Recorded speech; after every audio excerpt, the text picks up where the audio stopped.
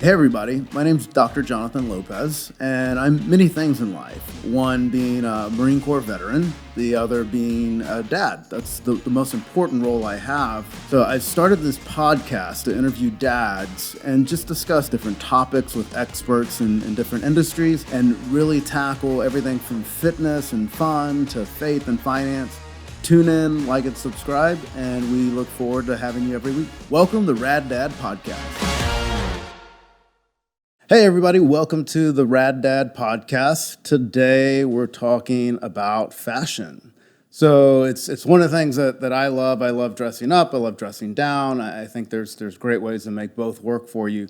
So I brought in a good buddy of mine, Will Russ, also my personal tailor, and several of my friends use him as well. He's with R6 Clothier. And he has kids, 4 kids and a wife, and he'll tell you a little bit more about behind the name of his company and what he does. And we're talking everything fashion today, what we're seeing, old trends, new trends, and how we pass that down to our children. So I remember my dad didn't even teach me how to tie a tie. I had to learn from other people. So it's different things like that, the small things that we've constantly talked about on this podcast that we should pass forward to the next generation. So Will, tell us a little bit about yourself and what you do, how you got into it. Yeah, thanks so much for having me on.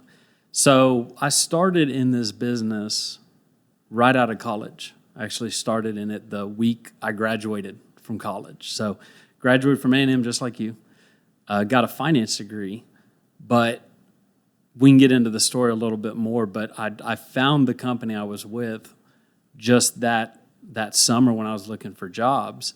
So started in that business in 2002, and 20 years later, absolutely love the business. It's been really rewarding, really challenging, but about 18 months ago, I started R6. And the story behind R6 is it's my family, so the Russ 6. So I just wanted something that every day I could see them and remember You know what you were working for. why I'm doing it, what I'm doing, who I'm working for. So and it's been a great ride. Been a lot of fun. So if I remember your story correctly, you used to be a door-to-door salesman, right, in college? That's right. Tell me about that. Like that's probably the ultimate sales job as far as, a high attrition rate, low close ratio, everything you don't want in sales, and only the best of the best make it out of there.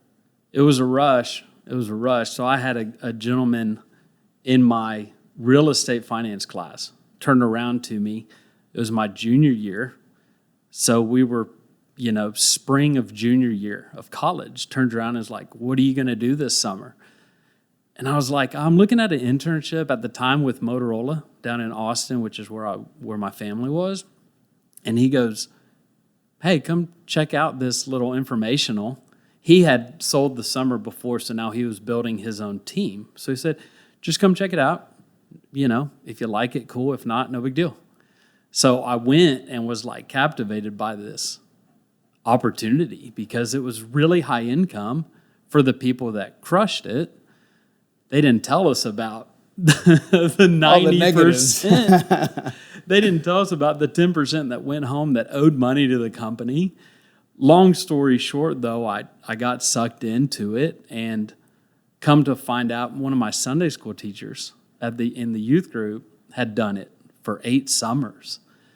Built huge teams out of University of Texas. So then I started talking with him, and it was like, oh my gosh, that's what our friend Tracy did. So then my parents were behind it. They're like, okay. So I did that for 2 summers, and it was crazy. Door to door, 85 hours a week. But I was number 9 my first summer out of about 1,500 students. Oh, wow. I didn't know I was going to be good at sales. So that was a shock for me. It was a shock for my parents, like, oh my gosh. What were you selling? I mean, my only knowledge of door-to-door sales are old school vacuum cleaner salesman. And then, I've also seen, what was the other one? Knives.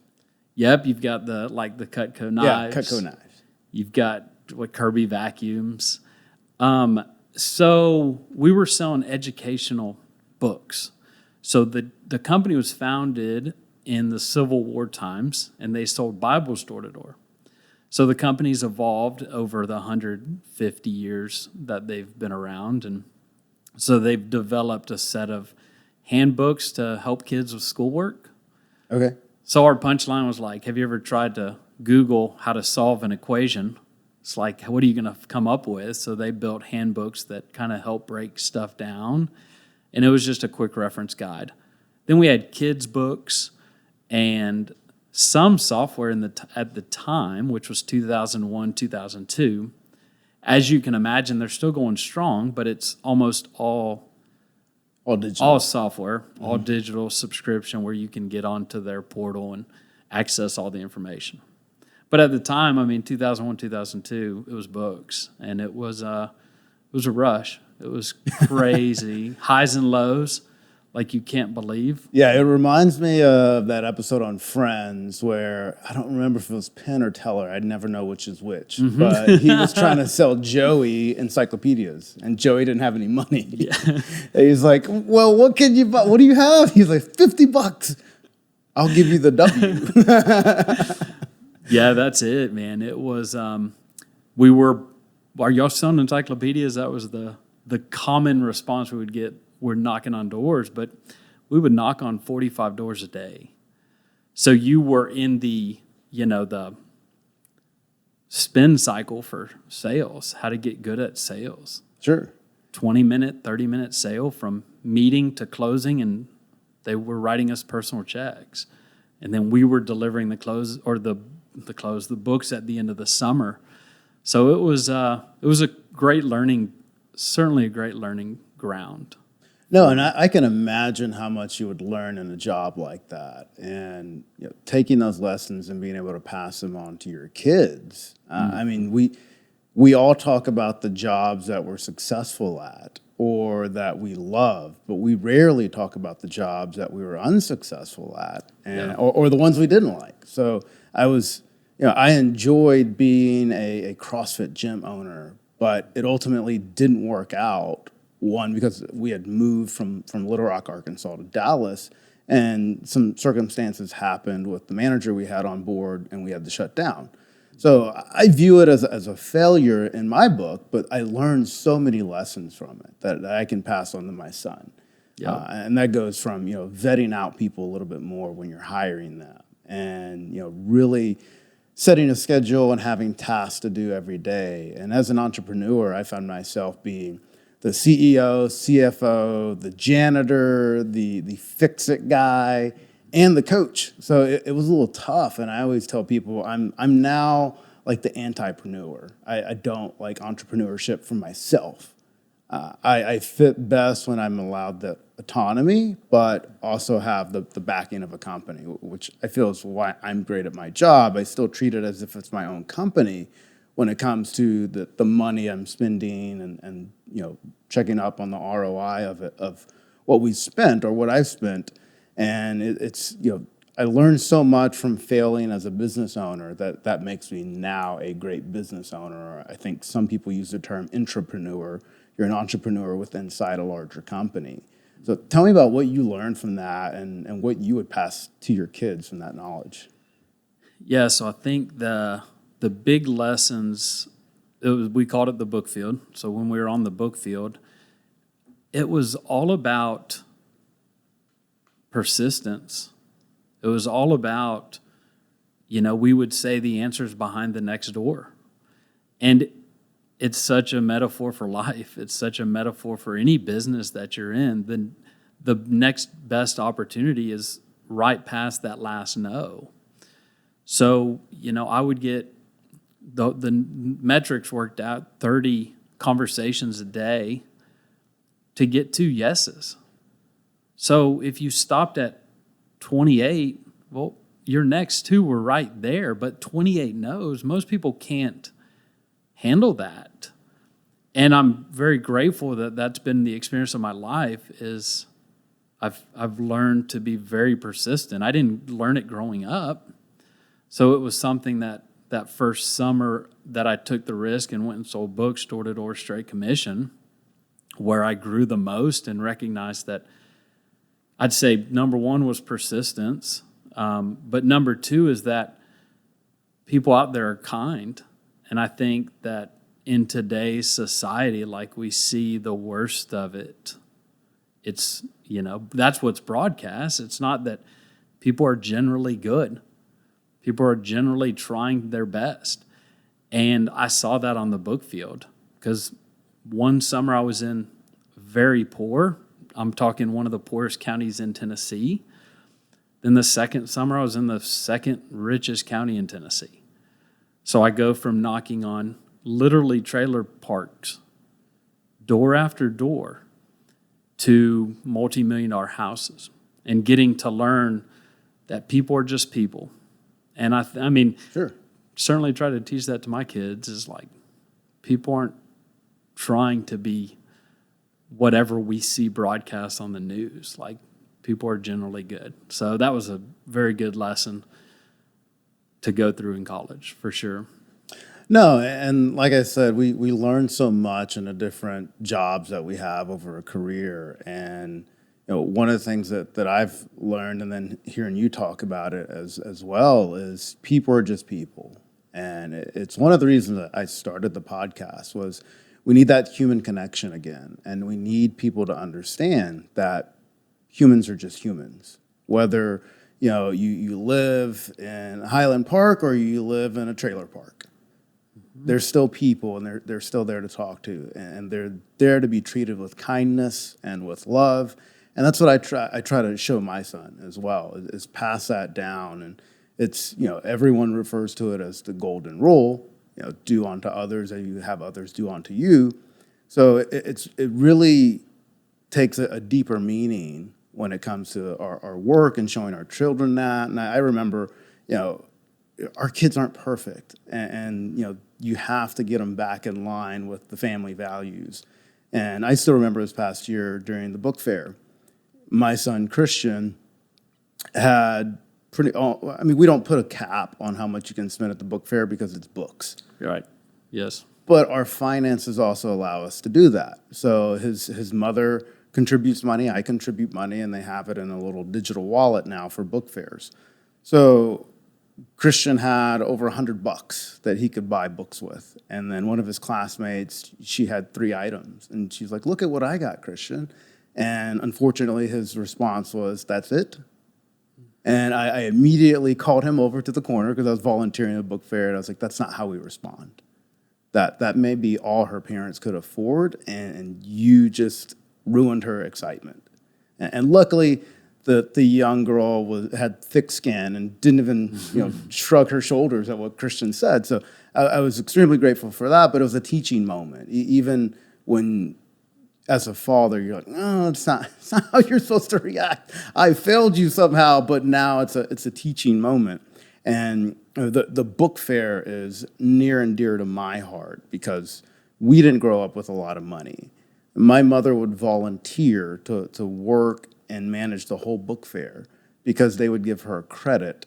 And I don't even remember what the credit was, but that was a way for us to buy books and for us to have books in the home.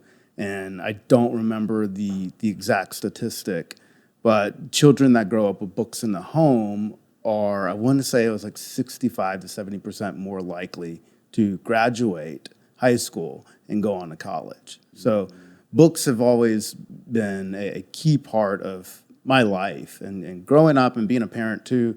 And I have books all over the place. I've got boxes of books because I don't have enough room to fit them inside my house, even in my office. So it's great because it's that yearning and that hunger for knowledge. And I find myself obsessed with knowledge, wanting to know as much as I can know about fashion, technology, food, fitness, everything that we talk about on the Rad Dad podcast. And one of the reasons I brought you on here is to talk about fashion. So let's talk about some trends you've seen in the past that have worked and then no longer are in style, and what's in style now. And you're sharply dressed. You've got the vest on, even though it's summer. So tell us a little bit about what you've seen and where you see your industry going. Yeah, so in this time, I hope to not offend anyone that's still using some of the old some of the old trends. It happens. It happens. The biggest trend or transformation I've seen in the business, I started in 2002, and in 2002 was right after the dot-com burst. But the dot-com burst brought us Casual Fridays. So I'm, just getting started. I thought a really fine suit was a Dillard suit at the time, and I've since learned that there you can get to the, much, much better, higher quality fabrics, better fit, all the things. So people were suits 4 days a week, or at least a sport jacket 4 days a week, and then we've just seen a decline of that over the last 20 years. And, COVID certainly sped up the move to a casual workplace, people working from home, only going in maybe 2 days or 3 days a week, or just people being in the office and it's just they're not seeing clients those days. So what I've seen guys that aren't client facing move away from suits or jackets that are just working in the office. They're a lot of polos and jeans, or the casual stretch type pants. The big thing where I've seen guys need help is in that in between. So they're like, I'm a professional, I'm a C-level, or I'm a director, I'm a high-level executive within this organization, or I'm an attorney, a consultant. I need to present in a way that doesn't look like I'm about to go play golf. But at the same time, I don't need to be 8 levels above everyone around me. So I don't want to put a suit on today, but I'm not going to put shorts and a polo on. So that's where I've seen a lot of guys struggle, where the stretch, more performance fabrics have really come to play that I'm doing so much of. The stretch 5-pocket pants, the stretch kind of moisture wick type shirts, both custom and ready-made, and then also the soft jackets that are flexible. They look great with jeans, but you can also dress them up with a pair of pants or slacks. So it's that in-between that has been the biggest emerging trend, as well as sneakers. You're seeing guys in every NFL broadcasters in a pair of sneakers with their suits, which that's been a huge change in the market. But it's changed fast. And I would agree. Like you said, that the pandemic sent a lot of us home, and we no longer had those in-person meetings where we are dressed up in a suit with or without a tie, in a conference room full of people that were dressed the same. So, I know that's how we met, and you asked, what do you need help with? I'm like, man, I don't know how to dress for work anymore. Right. Like I'm used to wearing, Lululemon commission pants now and like a polo shirt or a Mizzen and Main shirt, because it's flexible and it's got that sweat wicking material, and it fits my budget and it fits my body off the rack. So those were always my go-to. I'm like, but I don't know what else to do. Right. Jeans and non-tuck shirts and the different polos out there that people have. So it's great to see how fashion constantly evolves, especially within the realm of men's fashion. And one thing that I think we've seen over time is the glorification of the dad bod. And everyone promotes it. Hey, you've got that gut, and you have no chest, no pecs. Just toss a t-shirt on, you'll be fine. Or toss a button-up shirt and a jacket on, and it fits you like a huge parachute or Right. big curtains. Because there's no symmetry to your body anymore. So that's where you come in, and what you do is you can take that off-the-rack suit and say, hey, let's make you a custom suit. If you're happy with your dad bod and that makes you happy, that's fine. We can make it fit and make you look good. And not to pick on people with dad bods. The reason I bring it up is because for me, health is a way of life, and it's a way for me to continue to be there for my son. So that's why I work out. That's why I watch what I eat from a nutritional standpoint. But if people are happy and they're in good health with dad bod, who am I to say you should change what you're doing? So. Right. Tell us a little bit about what goes into customizing a suit, a look from a standpoint of, whether you're dad bod or you're just a meathead like me and built like me. Yeah, so it's a fun process, and the beautiful thing with custom is that it doesn't matter what your body shape is. And I see so many guys that are frustrated going to a store trying to find something, and it just further accentuates how unhappy they are with their body. How much self-image plays so much with guys, and we look at it as such a girl problem. Women fight self-image issues. I see it so much with guys. And it's like, I've got sympathy for you. I understand it because I've fluctuated and gone up and down and had times where I wasn't happy with it. So the power of custom is I build something that is going to make you look great as you are versus like, yeah, if you lose 20 pounds and rip up a little bit, then I got you. It's like, no, I can help you right now. And, with custom clothing, it fits. That's the most important thing when you're appearing in front of whoever you're appearing in front of, when you're dressed up, whether it be your wife on a date night, whether it be in a conference you're trying to develop new business, whether it be in front of your best customer. Custom clothing helps you stand out, not like a pink suit would, but like, wow, that looks really sharp because it's built right. So when I meet with a guy and help him with custom stuff, we build the pattern that they want, not that you're told you're supposed to be in, or certainly not like you see on the runway, because some of that stuff is so out there. Yeah, I don't foresee myself wearing any of that stuff or any of that stuff being able to fit my body type.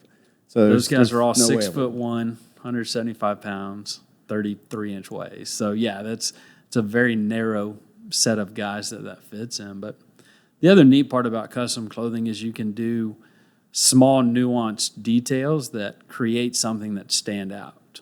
So you can see, like on my shirt, I've got different colored stitching around the buttonholes that match the monogram. So it's like stuff like that I want to not look like I'm in the same blue shirt, the same navy jacket that every other guy's in. I can actually just get something that's a little bit more unique, but not crazy.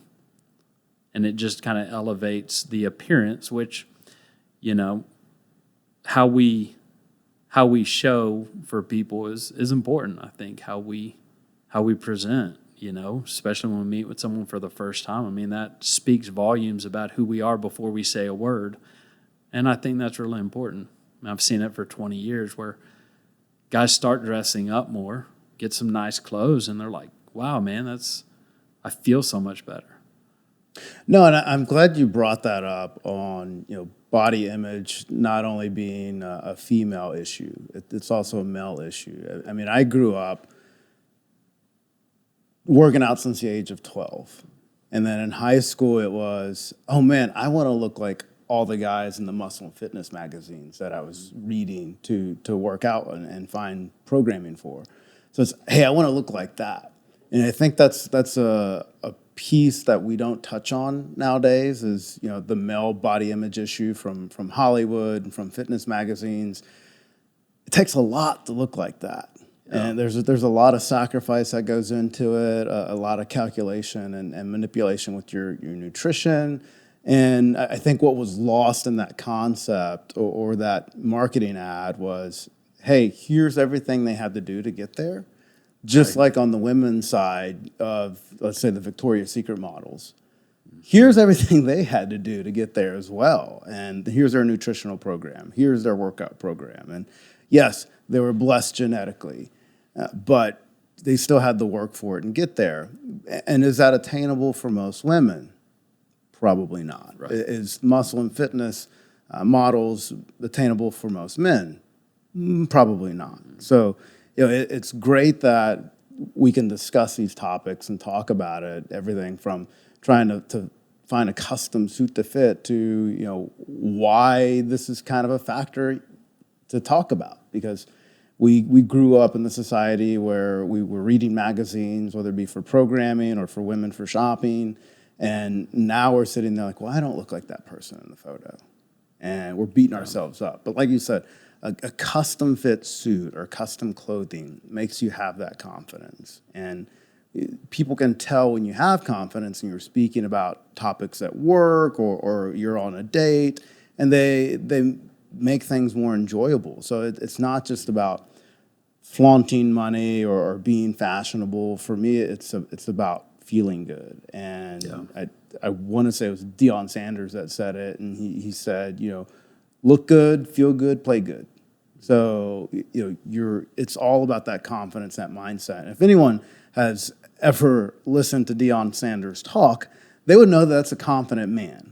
Yes, and absolutely. especially if you go back to the day he was drafted, and he had gold chains on and a nice suit, and he was talking about where he was going to go in the draft. So, he's a Hall of Famer, and fashion was his thing, and he loves it. So, I love that we have the opportunity to talk about this, but at the same time, there's a reason behind what you do, and what you named your company. So tell us about the Russ Six, and I know you have twins, and your eldest just turned 17. So how do you balance all that with your ownership of your company and running it? Because you're still the one taking the measurements and doing the ordering and talking to individuals. You're still knocking on doors, technically. Still knocking 20 on years doors. later, still knocking on doors. Definitely. How did you balance all of it, especially with the twins? One kid enough out of nowhere, you just kind of get nervous. But when they tell you you're having twins, I can imagine that doubles or triples. Oh, yeah, it's a shock to the system. So, my wife and I, we just celebrated 20 years of marriage. We've been together for 27 years. Oh, beautiful. We hit 27 in December. So, met in high school. She was actually in middle school. Met at church. So, just pretty much grew up together. So then, when we had our daughter, I was 25. My wife was 23. And then less than 2 years later, had the twins. So in that time, it was a whirlwind. Like, honestly, I don't remember a lot of the stuff just because we were just trying to keep our head above water. Sure. Yeah, you were out there knocking on as many doors as you could. I was still building a business. Kids. I was still building a business and, straight commission sales role. So it's, a different level. And at the time, I was actually waking up. I was working out at like 5 a.m. and then was up till 11 p.m. helping feed twins. So it was an interesting time. But I think for me, some people that you've had on, they had just great role models for dads. And for me, I'd say my story was maybe a little of the opposite. I mean, my dad was a really hard worker, built a business, but his job when we grew up was to just provide. That was it, and provide financially, not the other elements of life, right? Sure, not being active in the kids' lives and in the home life, and reading you bedtime stories, tucking you in, anything like that. Yep. It happens. So when we had kids, I chose from the very beginning to do it different. And I have been ever present with my kids, and that was always my highest value. Family dinner still is a thing at the Russ house. I mean, I would do 1 or 2 nights a week where I would go visit clients at their home and would obviously miss dinner those nights. But 5 nights a week, 6 nights a week, we sat down as a family, visit, hang out, have dinner together. And now that the kids are 17, 15, and 9, it looks different sometimes. But, I mean, we had dinner last night as a family. We, the night before, played Yahtzee as a family. So it's very important that's present. So it's been hard to balance, no doubt. I guess the beauty now with my own business is I can define where the work hours are. But that's also, I've got a clientele that I work with about 170, 180 guys. So I'm able to more define that. And people respect the personal time for me because they know it's important because I talk about my kids a lot. So, But yeah, in the early days, it was crazy. And then, we waited a few years, always wanted four, waited a few years after the twins to try to reach some sense of self-sufficiency. There's never been normalcy. Yeah, I get it. I mean, with your second set of kids, you were pretty much playing a zone defense from that point on. We quickly, no matter how many more come, we're still playing zone. And it's always interesting. I mean, we can only live our own lives, so we only know what we know. Sure. When people go from 1 to 2, and it's so crazy, and it's like I don't even know what that means because we went from 1 to 3. So we had a triple wide jogging stroller. I mean, it was goodness. when we went places, it just looked like the zoo was coming out. Yeah. Diaper bags and formula and huge strollers. We didn't do a lot that time because you couldn't. I mean, you couldn't safely. No, and you touched on one thing about, how your dad was and what you learned from it. But one thing I want to point out to everyone, and this is exactly how I believe in things and teach my son, is you had a choice. You chose to be involved with your children and their lives, and you chose to draw that line and say, we're having family dinner. I will be there. I expect everyone to be there, but it's also not a 100% in or 100% out. If you're not there, fine, but I expect you to make a majority of the family dinners, and you made a choice to do that. And I think a lot of people forget that they have a choice to undo what I would call the quote-unquote sins of your father. For sure. On what wasn't taught to you or was taught to you the wrong way. And I think I shared with you before this, I never knew how to tie a tie. My dad never taught me, but I saw him wear ties. And, I grew up in the Boys and Girls Club, and I had to go to events at the country club. So, the president of Boys and Girls Club in Bryan College Station would tie my tie for me. Then I'd put it around, tie it up, and look like I knew what I was doing. Yep. But no one took that time to teach me how to do it. So I learned from books. I grabbed a book, and when I was in college, from, where was it? One of the tuxedo rental places. Okay. And I thought, okay, now I'm going to learn how to tie a tie. So now I'm a double Windsor knot guy. Perfect. That's just how I like it. My plan for after this podcast to release with the podcast is a how-to video on how to tie a tie for everyone out there that doesn't know how to do that. And when my son's old enough, I'll teach him. He's not going to have to learn from YouTube videos or a book like I did. And luckily for me, teaching myself how to tie a tie paid off, tenfold. I know how to tie. I'm comfortable with it, but I think we're finally in that phase again of fashion and it being cyclical, where ties aren't really in anymore. People don't wear them, and it's funny. Within my company, my boss even makes fun of me for it in a joking way that I'm always the best dressed person in the room. And she said, from the moment I met you and I interviewed you, you're dressed to the nines. And you had a pocket square and you had a lapel pin. And she's like, I didn't know how to react to you. And she said, until my boss told me, that's how men dress in Dallas. Like they have a nice jacket, a lapel pin, a pocket square, and that's how business is done in Dallas within the insurance industry. Mm-hmm. So it's been great to take that outside the insurance industry as well. And you mentioned a pink suit. I have a pink jacket. Perfect. So Perfect. Yeah, it's great. It's great for dressing up during the summer. I mean, it's linen, so when it gets hotter, linen's a little bit better. You don't really sweat through it as much. It doesn't show. So it's great to have that versatility, and teaching yourself doesn't mean that you had a bad father. They just didn't have something that was there to teach you, or it wasn't handed down from their father as well to say, hey, this is how you tie a tie. We wear ties in the family. Here's what it is. I told you earlier, my son calls a suit and tie fancy clothes. Hey, can we get in fancy clothes and go take pictures, or go get in our fancy clothes and go to dinner? So it's great to hear other fathers out there that kind of draw that line and say we're going to have dinner, and we're going to be a family. We're going to talk at the dinner table. That I almost guarantee is not happening in a majority of households in America right now. Unfortunately, I think you're right. Yeah, and for us, what happened. Like one of Peter Crone's a guy I've been listening to a lot, and one of his quotes is, "What happened couldn't have happened any other way because it didn't."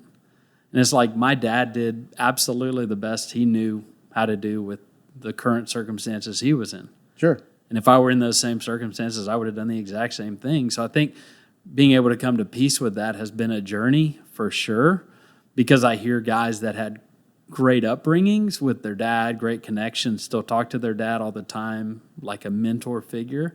And that's okay. It is what it is. But for us, it was, one of my visions is that when I'm old, that we have family around us. And I've got a new mentor that I'm starting to meet with. And he said every time he looks in the backyard, his 11 grandkids are back there with his 4 kids and their families. And it's amazing. So I envision that. So a lot of the reason we do what we do is because I see that in my mind, where this is what we're moving towards. So what does that look like now? And it's family dinner. It's spending time with each other. It's date nights with my wife. So we are still strong, because my parents' marriage fell apart once my sister and I left the house. So it's like, I think that's too much of a story these days too. So yeah, we've made a lot of proactive decisions based on where we want our futures to be and what we want them to look like. So, no, and it's great that you still do date night. Again, it's all about children, and they're sponges when it comes to seeing what's in the household, and that reflects upon our sons on how we treat women, and that for sure. That's the ball that just keeps going down the hill. Is I saw Dad do it this way. I saw Dad open a door for a girl. Whether it be the car door or the house door or restaurant door, I still do that when I go on dates. I've had some women that didn't know how to take it. I was like, sorry, I open doors. That's what I do. But it's passing those small little nuances down on, this is how you treat a woman. This is how you treat family. We're going to sit down and talk about the difficult conversations. And it's one thing that I consistently say with friends and even with strangers is, we are unfortunately at a point in society where we are refusing to sit down and talk about those difficult topics and have those difficult conversations on, whether you're for the vaccine or against the vaccine, and what's the middle ground, and what the ruling that just came down from SCOTUS. Can we sit down and talk about this? It's not black and white. There's some gray area that needs to be discussed with numerous topics. There was another SCOTUS decision, I believe yesterday or today, about prayer from a coach. Mm-hmm. So, why should that be allowed? And we're refusing to have those conversations. And it's sad. It is not the same country that my grandfather fought for in World War II. It's not the same country that I signed on the dotted line to protect, and protect your rights for everything that's under the Constitution.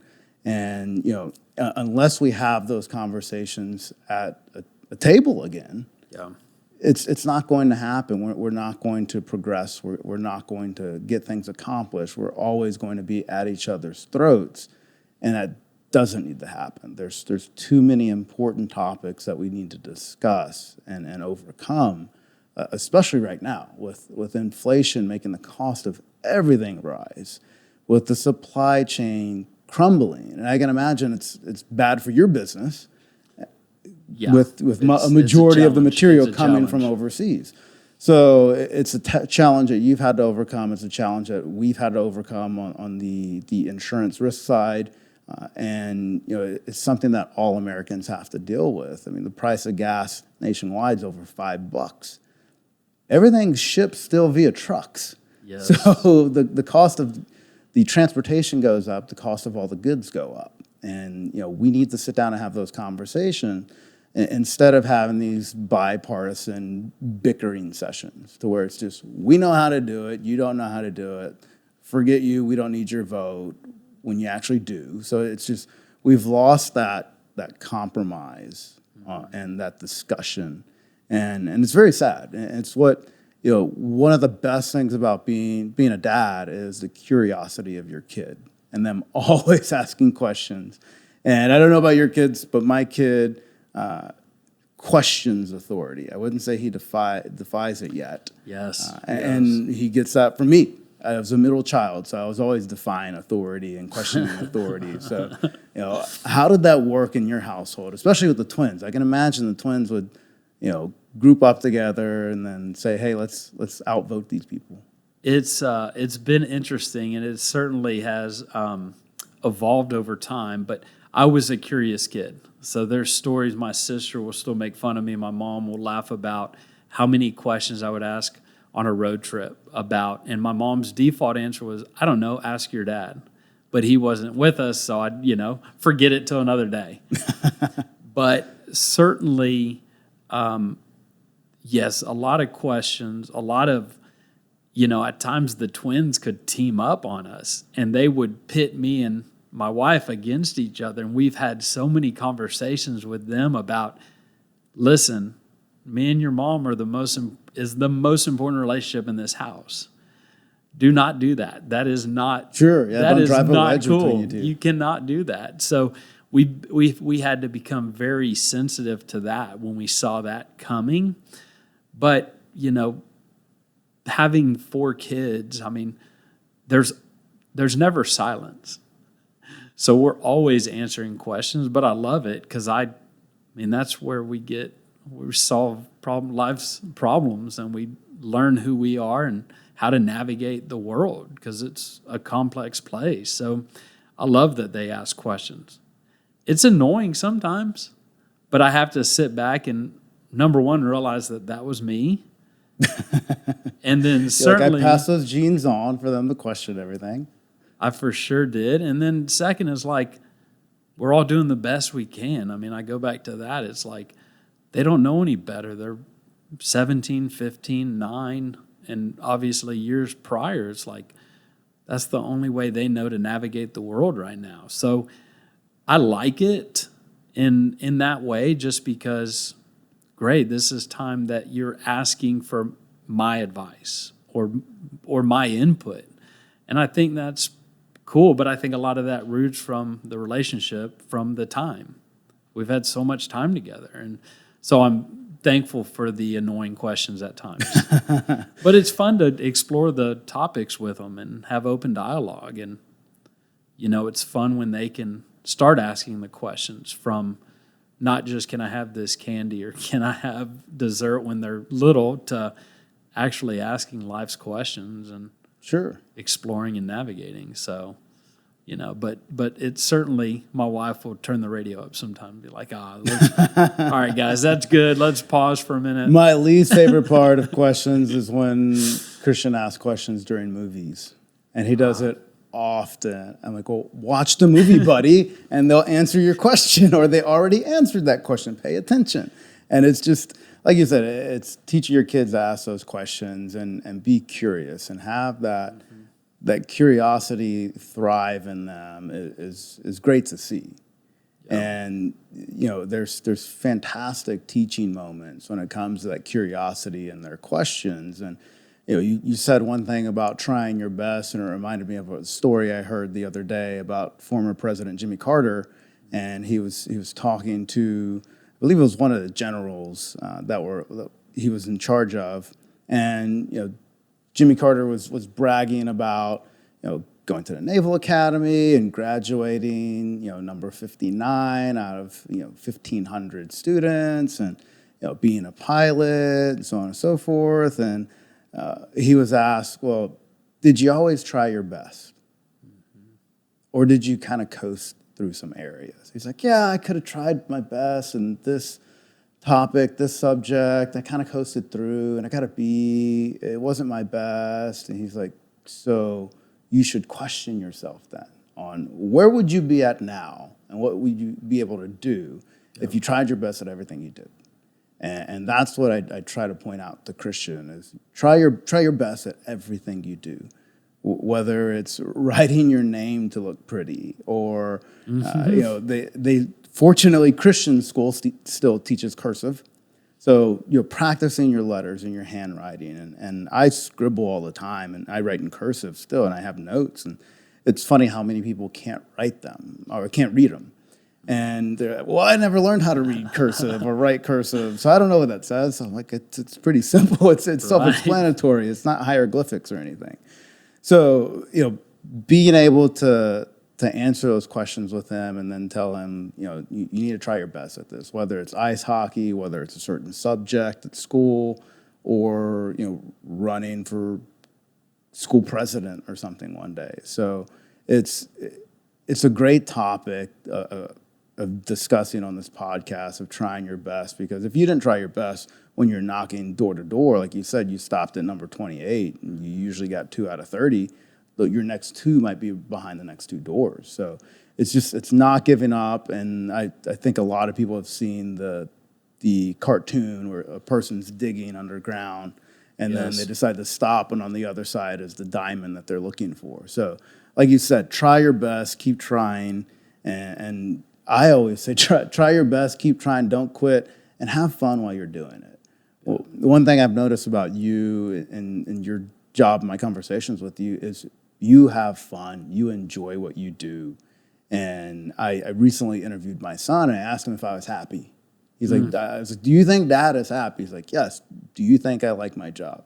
His answer was yes. I was like, good, because I do, and I hope I exude those emotions to you and show you that I enjoy this. And it's not just like you said about your father, I gotta go put bread on the table. I've got to go make money. And it's not taking that honor and respect into it of I'm doing this for my family, but I hate what I'm doing. Definitely.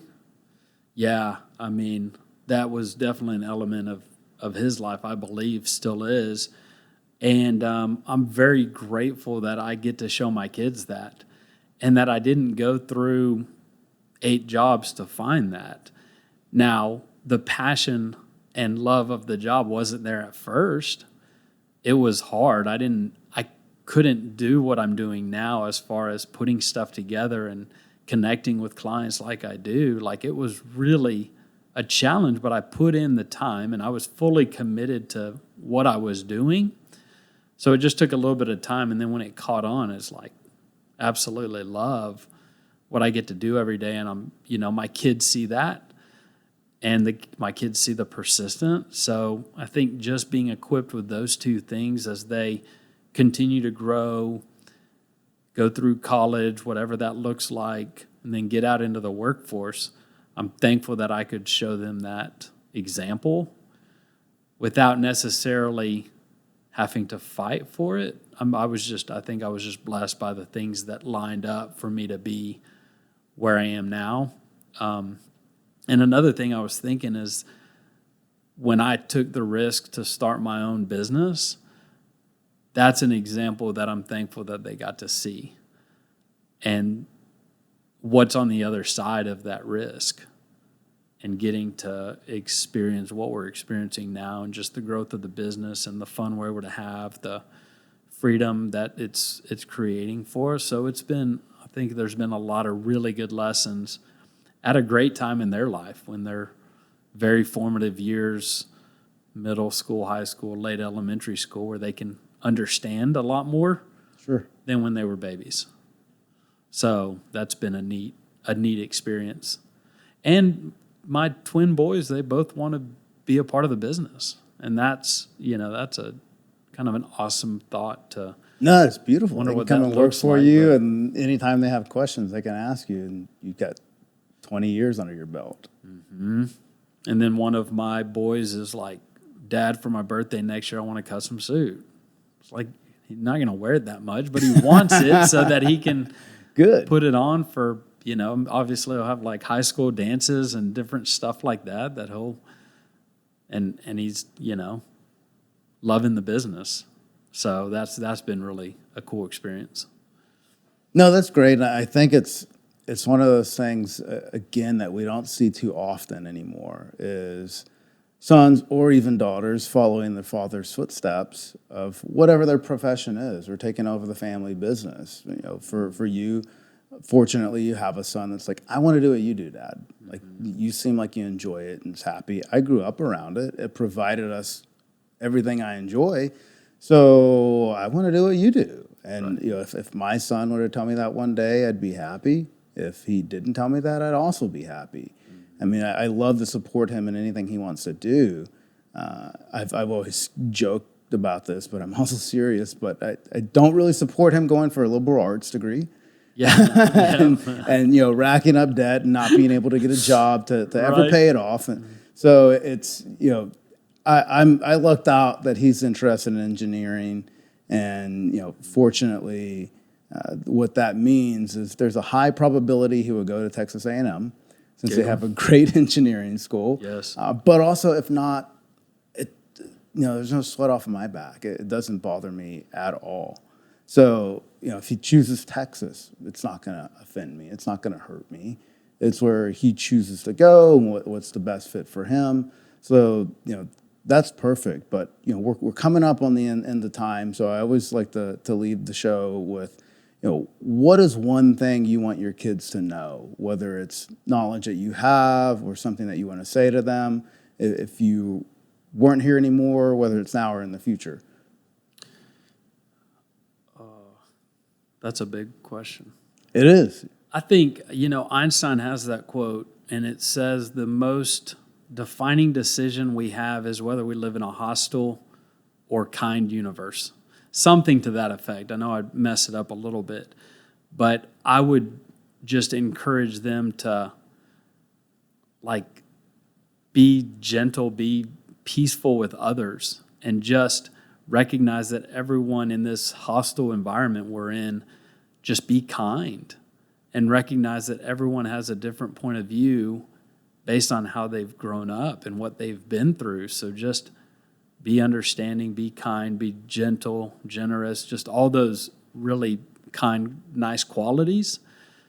I would say that would be the biggest thing, because I think that leads to a good life. If you lead with those things, you'll have a good life, in my opinion.